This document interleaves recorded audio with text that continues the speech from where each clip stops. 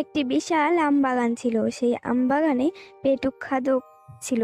সে সারাদিন সেই আম বাগানে বসে বসে আম খেত। এই টমটম এতই খাদক ছিল যে পুরো আম বাগান কিছুদিনের মধ্যেই শেষ করে দিয়েছিল।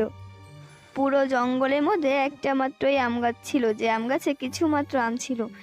সে আম গাছে বসে টমটম বলতে লাগলো, আহারে কি সুস্বাদু আম বাগান আমার। এই আম বাগান দেখে আমার এখন অন্য প্রান্তে এই আমের খোঁজে যেতে হবে। আমার কষ্ট আর বোঝার মতো কেউ নাই রে। এত কষ্ট আমার এই আম বাগান নিয়ে, এত স্বাদের আম বাগান, কত সুন্দর সুন্দর আম ছিল এই বাগানে। কি আর করা, সব আম তো আমি খেয়ে ফেলেছি, আর তো কাউকেই খেতে দি নাই। তাই এখন ভাবতেছি এই একটাই আম গাছ আছে বাকি। আমি এখন এই একটা আম গাছের আম শেষ হয়ে গেলে কি করব, কোথায় যাব? যা হবে এখন থেকে ভেবে আর কি করব আমি। আগে এই আম গাছের যত আম আছে সব আমি খেয়ে নি, তারপরে দেখবো কোথায় কার গাছে আম আছে। না হয়তো আমি আম না খেতে পেয়ে মারাই যাব। হে হে হে হে। এরপর ওই আম গাছে যত আম ছিল একে একে সব আম টমটম খেয়ে ফেললো। আম খাওয়া শেষ করে টমটম এখন ভাবতে লাগলো এখন সে কোথায় যাবে। অনেকক্ষণ চিন্তা ভাবনার পরে টমটম গ্রামের দিকে রওনা হলো। যাই দেখে গ্রামের দিকে যাই। ওদিকে শুনেছি মানুষেরা নাকি অনেক আম চাষ করে। ওই আম পেড়ে আমি খাবো, না হয়তো আমি বাঁচবো না আম না খেতে পেয়ে। হ্যাঁ হ্যাঁ হ্যাঁ হ্যাঁ, এখনই আমার খিদে এই আমের জন্য পেটটা কেমন কেমন করতেছে। এরপর যখন টুম্পাদের বাড়িতে পেটুক রাগ করে দেখতে পায় একটা আম গাছে অনেক পরিমাণের আম হয়েছে, তখন পেটুক রাক্ষস বলতে লাগলো,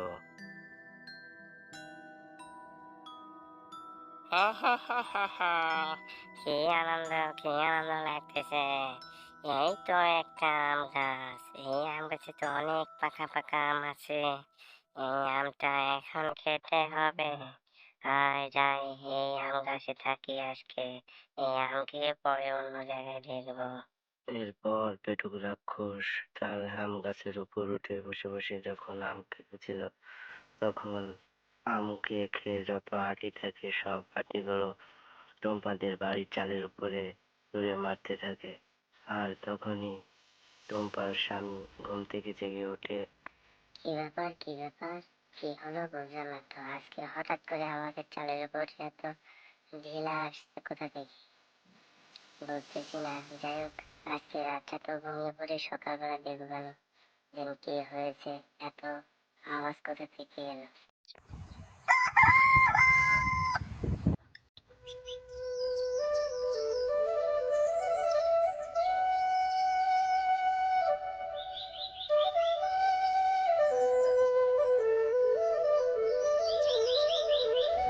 এরপর পরের দিন সকালবেলা টুম্পা ও টুম্পার স্বামী রামলাল দুজনা সকালবেলা উঠে দরজার সামনে যেতে নাই যেতে সে দেখতে পেল। এ কি বউ, দেখছো আমাদের বাড়ির উঠানের অবস্থা কি করে রেখেছে? এই দেখো, এই দেখো, গাছের উপরে ওইটা কি? মনে হচ্ছে তো কোনো ভূত পেয়ে সে গাছের উপর চড়ে বসে আছে। কালকে রাত্রেও প্রচন্ড পরিমাণে ভয় পেয়েছি আমি। টিনের উপর বেঁধে চড়ে কে যেন ডিল মারতেছিল, তো দেখো। হ্যাঁ, তুমি ঠিক কথাই বলেছো, কালকে রাতে আমি একটু একটু করে শুনতে পেয়েছি। ওই দেখো, ওই দেখো, গাছের উপরে ওই শয়তান পাজি আম চিকুটা বসে আছে। ও হয়তো সারা রাত বসে ওই আমাদের গাছের আমটা খেয়ে খেয়ে সব দিন আমাদের টিনের উপরে ছুঁড়ে মেরেছে। আমি তোদের এত আম খেয়ে সব পাটি ফেলেছি তোদের টিনের উপরে, তোরা তো কিছুই করতে পারবি না আমারে। আর এখন থেকে এই আম গাছ আমার, তোরা আর কখনো এই আম গাছের দিকে নজর দেবে না। শয়তানের রাক্ষস আম খেকো, তুই আমাদের এখান থেকে চলে যা, বলছি ভালো ভালো চলে যা, না হয় কিন্তু তোদের গায়ে আমি ইট পাটকেল দিয়ে মারবো, না হয় কিন্তু চলে যা এখানে, এখনো বলছি ভালো ভালো বলছি চলে যা কিন্তু। তোরা তো আমার কিছুই করতে পারবি না, আর এই আম গাছ তো এখন থেকে আমার তোদেরকে বলেছে, তোদেরকে ভালোই ভালোই বলছি, আমি এখান থেকে চুপচাপ করে আম খেয়ে চলে যাব, তোরা চুপ করে ওইখানে থাক, তোদের কোনো ক্ষতি করবো না, না হয়তো হবে পাজি শয়তান আম খেকো কোথাকার, আমাদের গাছটাই চোখে পড়লো তোর, আর না হয়তো তুই কি করবি, তার আগেই তোকে আমরা এখান থেকে মেরে খেয়ে তাড়িয়ে দেব, তুই এইখানে অপেক্ষা কর, আমি আসতেছি। বেচা বেচা, তুই আমার কিছুই করতে পারবি না, ভালো কথা বলছিলাম তো, তাই তোরা কেউ শুনলি না, না হয়তো এবার দেখবি তোদের আম গাছ থেকে আমি আর কখনো যাব না, যা যা তোরা কি পারিস করে নে। আচ্ছা বউ, তুমি তাহলে ঘরের দিকে যাও, আমি দেখতেছি এই পাজি শয়তান ডাইনিটাকে কি করা যায়, তুমি ঘরের ভিতরে যাও, আমি আসতেছি একটু। এরপর রামলাল সেই এক ঘর ধারে বসা তান্ত্রিকের কাছে আসে, আর তান্ত্রিকের কাছে এসে তান্ত্রিককে বলতে লাগলো,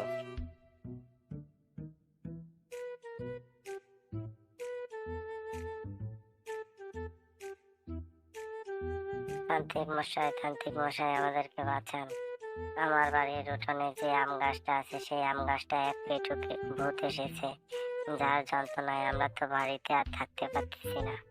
পেটুক ভূত মানে তুই কি বলতে চাচ্ছিস? ভালো করে বল আমাকে, আমি আগে শুনে নি ব্যাপারটাকে, তারপর তোকে আমি বলতেছি কি করতে হবে। আসলে হয়েছে কি, আমার বাড়ির উঠোনে একটা বড় আম গাছ আছে, যে আম গাছটায় অনেক পরিমাণের মিষ্টি মিষ্টি আম হয়েছে, কোথা থেকে কালকে রাত্রে থেকে শুনতেছি যে আমার টিনের উপরে কি যেন পড়তেছে ধামধুম করে, সকালবেলা উঠে দেখি আম গাছে একটা পেটুক ভূত বসে আছে, বসে পড়ে আম খাচ্ছে, আর আমি যখনই ওই পেটুক ভূতকে বললাম যে আমার আম গাছটা তুমি ছেড়ে দিয়ে চলে যাও, তখনই পেটুক ভূত আমাকে বলতে লাগলো, আমি এখান থেকে কোনোদিনে যাব না, তোরা বরং এইখান থেকে চলে যা। তাই তারপর থেকে আমি আপনার কাছে চলে আসছি, যে না, আপনি হয়তো কিছু একটা করতে পারবেন। ও আচ্ছা, তাহলে এই ব্যাপার, ঠিক আছে, আমি তোকে একটা আম দিতেছি, এই আমটা নিয়ে যে করে হোক ওই পেটুক রাক্ষসকে খাইয়ে দিবি, তারপর দেখবি খেলা কি হয়, এই নে। এরপর রামলাল আস্তে আস্তে বাড়ির দিকে চলে আসে সেই জাদুর ওই আমটি নিয়ে, আর আমটি নিয়ে এসে এবার চালাকি করে তার স্ত্রীকে বলতে লাগলো, দেখো, এই দেখো বউ, তোমার জন্য কি নিয়ে আসছি, রাস্তা দিয়ে যখন হেঁটে যাচ্ছিলাম তখন দেখতেছি একটা আম গাছ থেকে একটা মিষ্টি আম পড়েছে, সেই আম গাছের আমগুলো এতই মিষ্টি যে আমি খেয়ে আর একটা তোমার জন্য পেড়ে নিয়ে আসছি, দেখো, এই নাও এই নাও, এই আমটি তুমি খেয়ে নাও। কই কই দেখি, দাও দাও, তাহলে আমটা বোধহয় অনেক সুস্বাদু হবে, দাও আমটাকে আমাকে দাও, আমটা আমি খাই। তাদের দুজনার এই কথা আবার সেই পেটুক আমখোরটা শুনতে পায়। এখন পেটুক আমখোরটা মনে মনে বলতে লাগলো, ওই আমটা তো আমারই খেতে হবে, আর জানতে হবে ওই আম গাছটা কোথায় আছে, সেইখান থেকে যে ওই আম খেতে হবে আমার, আপাতত এটা খেয়ে নি। এরপর যে এমনি তার রামলাল তার স্ত্রীকে আমটি দিতে যাবে, সেই এমনি পেটুক লালটি আমটি নিয়ে খাওয়া শুরু করে দিল। এরপর আম খাওয়ার সাথে সাথে পেটুক লাল ভস্ম হয়ে গেল এখান থেকে। আর পেটুক ভূতটা ভস্ম হয়ে যাওয়ার সাথে সাথে রামলাল সে অনেক খুশিতে লাফালাফি করতে লাগলো এবং তার স্ত্রীকে বলতে লাগলো যে দেখো দেখো, ভূতটা চলে গেছে। তারপর থেকে সুখে শান্তিতে তাদের ফ্যামিলি আবারও চলতে লাগলো। বন্ধুরা, আমাদের ভিডিওটি ভালো লেগে থাকলে অবশ্যই লাইক এবং সাবস্ক্রাইবটা করে দিবেন। আর হ্যাঁ, আপনাদের যদি কোনো কাহিনী জানা থেকে থাকে তাহলে আমাদের কমেন্ট বক্সে এসে কমেন্ট করে জানিয়ে দেবেন। আর এর পরবর্তীতে আপনাদের কার নাম দিয়ে ভিডিও তৈরি করবো সেটাও বলে দিতে পারেন। ধন্যবাদ।